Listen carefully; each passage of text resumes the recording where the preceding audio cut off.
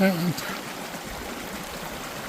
after a long strenuous hike, you get to a water body, a stream, a lake, or something that gets you excited and rejuvenated again.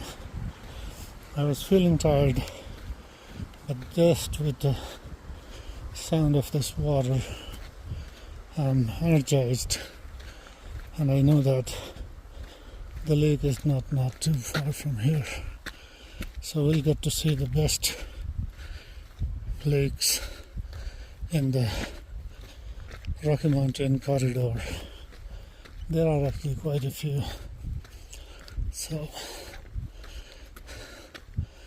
we'll see. Stay tuned.